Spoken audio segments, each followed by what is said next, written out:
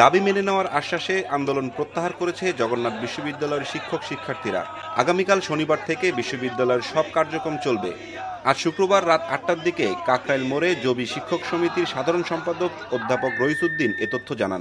সিদ্ধান্তগুলো এখন আমি করব, সেটা হলো আপনাদের দাবি বাস্তবায়নের জন্য গৃহীত হয়েছে।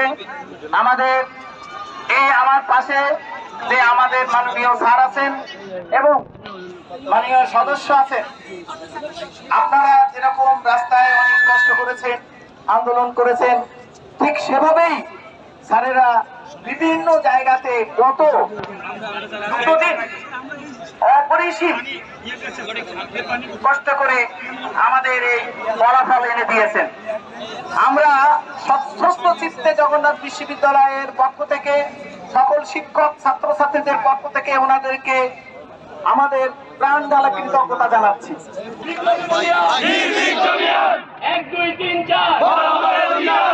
এর আগে সন্ধ্যা ৭টার দিকে বিশ্ববিদ্যালয় মঞ্জুর কমিশনের চেয়ারম্যান অধ্যাপক এস.এম.এ. ফয়েজ জানান, সরকার জবি শিক্ষক শিক্ষার্থীর দাবি মেনে নিয়েছে।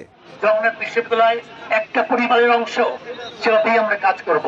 সবকিছু রেসপন্সিবিলিটি ইউনিভার্সিটি গ্রান্টস কমিশনের তরফ থেকে আমি এবং আমার সম্মানীয় সদস্য গ্রহণ করছি, along with your very respectable Vice Chancellor, along with the Teachers Association leaders.